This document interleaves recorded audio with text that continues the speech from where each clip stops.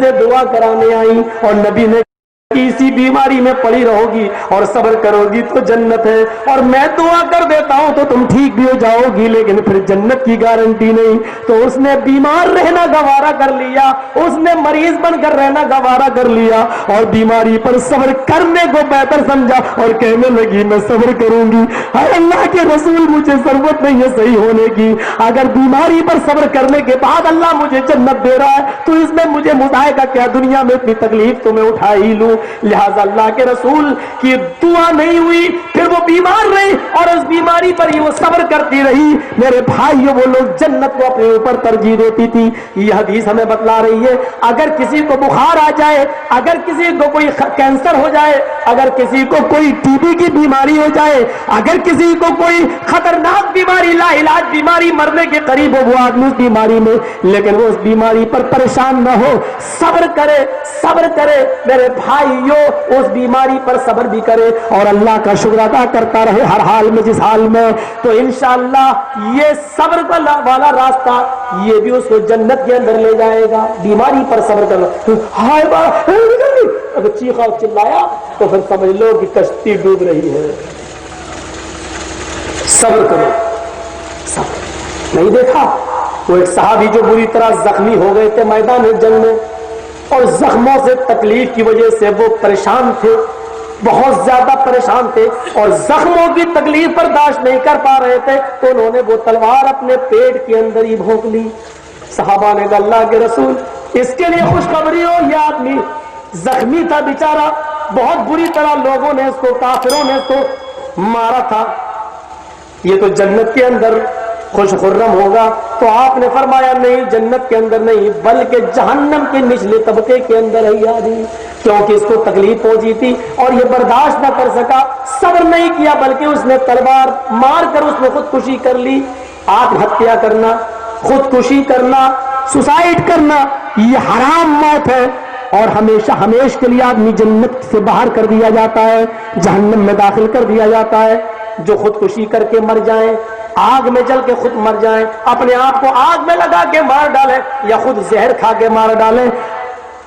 नास अब्दुल्ला इब्न अब्बास के फतावों में से एक फतवा यह है कि जो आदमी खुदकुशी करके मर जाए, ऐसे आदमी की जनाजे की नमाज नहीं पढ़ी जाएगी और ऐसे आदमी को मुसलमानों के कब्रिस्तान में दफन नहीं किया जाएगा। लेकिन हमारी मजबूरी है कि तुम हमारी न कहो, हम तुम्हारी न कहें, हम भी पढ़ा देते हैं और लोग भी उसकी जनाजे की नमाज पढ़ने खड़े हो जाते हैं और उसको मुसलमानों के कब्रिस्तान में भी दफन कर देते हैं।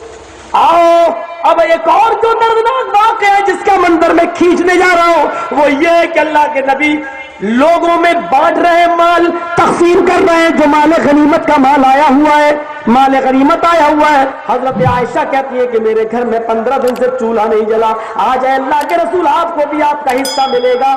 अल्लाह के नबी कहते हाँ मिलेगा। अम्मा आयशा कहती है क्या मैं चूल्हा संभाल लूं?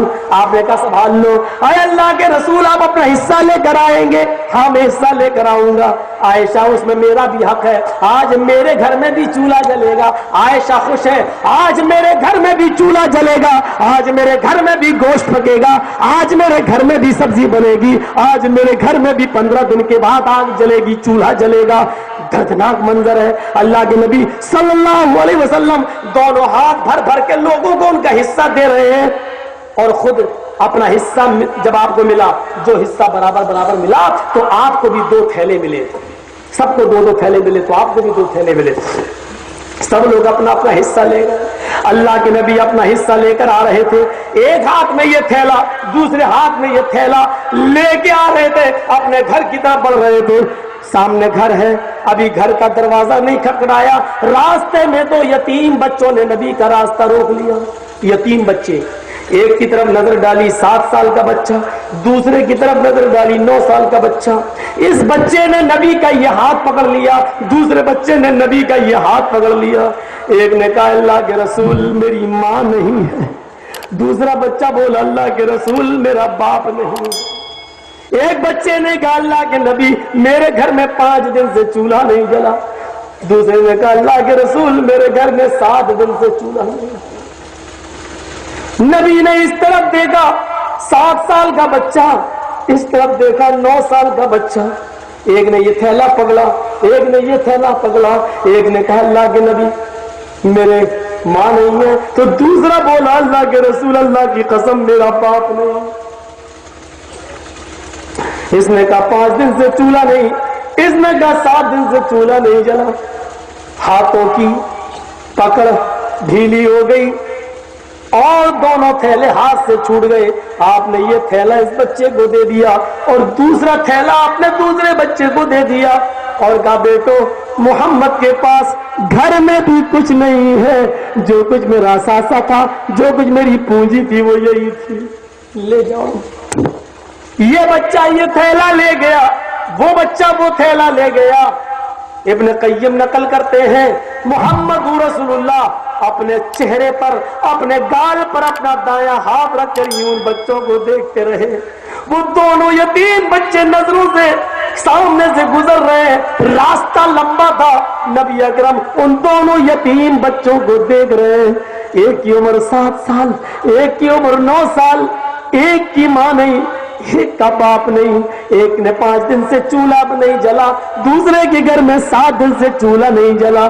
ابن قیم نے لکھا نبی کی نظریں ان بچوں کو دیکھتی رہی اور آنکھوں میں آنسو آتے گئے، آپ روتے گئے برابر، ان دونوں بچوں کو اس وقت تک دیکھتے رہے جب تک کہ وہ دونوں بچے نبی کی آنکھوں سے اوجھل نہیں ہو گئے، وہ دونوں بچے نبی کی آنکھوں سے غائب نہیں ہو گئے۔ آپ اس وقت تک ان بچوں کو دیکھتے رہے۔ ایک گاؤں کو گود لے لینا بہت آسان ہے، کون اپنے باپ کی جیب سے پیسہ دو گے؟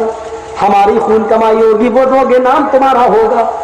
اپنے پیٹ کا حصہ کاٹ کر دینے والا اصل مسیحا کہلاتا ہے، اپنے پیٹ کا حصہ کاٹ کر دینے والا، اپنا حق دینے والا اصل مسیحا کہلاتا ہے۔ ایک گاؤں، ایک شہر، ایک محلہ گود لے لینا، یہ جھوٹی دوگلی اور چوری والی عادتیں اپنی پاکٹ میں رکھو۔ مولوی جرجیس بہت اچھی طریقے سے تمہارے اشارے سمجھتا ہے۔ سیکھو حکومت کیسے چلائی جاتی ہے۔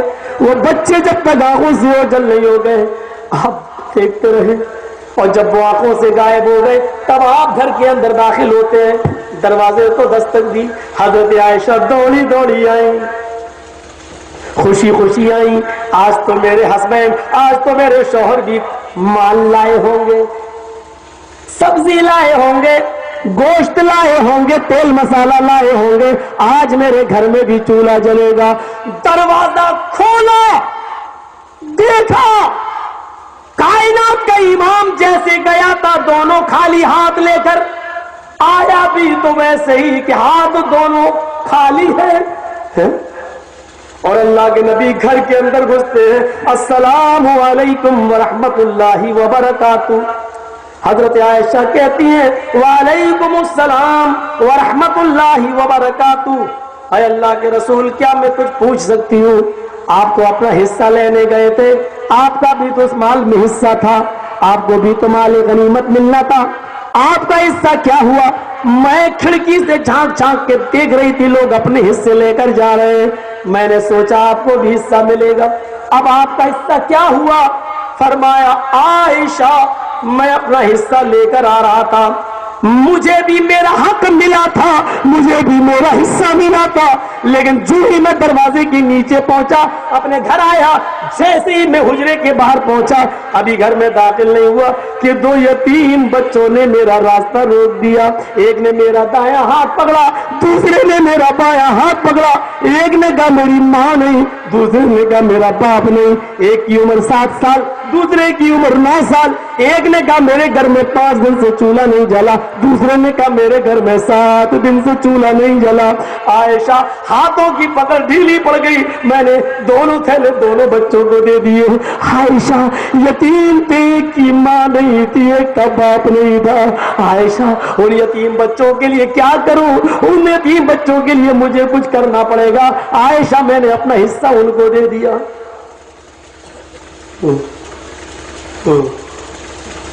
چپ ہو گئی، پھر بولی ٹھیک ہے، میں یہ کہاں کہہ رہی ہوں کہ مت دو، میں یہ کہاں کہہ رہی ہوں کہ نہیں دینا چاہیے، اچھا کیا دے دیا، لیکن ایک بات پوچھوں، بیویاں ہوتی ہیں کہنے والی، ایک بات پوچھوں کہا پوچھیے۔ اے اللہ کے رسول آپ نے دے دیا، اچھا کیا یتیموں کو، لیکن دو دو مٹھی اگر دونوں تھیلوں میں سے نکال لیتے، تھوڑا تھوڑا دونوں تھیلوں میں سے نکال لیتے تو کم سے کم آج بھر کا تو گزر بسر چل جاتا. یہ تو آپ کر سکتے تھے. اے اللہ کے نبی، دو دو تین تین مٹھی اگر آٹا یا کچھ نکال لیتے تو آج میرے گھر میں بھی پیٹ بھر نہ صحیح تو پیٹ کو سہارا دینے کے لائق کھانا بن جاتا. کم سے کم میرے گھر میں بھی آج چولہا جل جاتا. تو اس کا جواب جانتے ہو نبی اکرم نے کیا دیا؟ فرمایا عائشہ یتیمی میں نے دیکھی ہے، تم نے نہیں دیکھی. نبی نے جو جواب دیا وہ یہ تھا، عائشہ یتیمی میں نے دیکھی ہے، تم نے نہیں دیکھی. تم کیا جانو یتیمی کا درد کیا ہوتا ہے، تم کیا جانو یتیمی کیا ہوتی ہے. عائشہ تمہارے تو باپ ابو بکر بھی زندہ ہے، عائشہ تمہاری ماں بھی تو ابھی زندہ ہے. مجھ سے پوچھو محمد رسول اللہ دنیا میں قدم بھی نہیں رکھے تھے.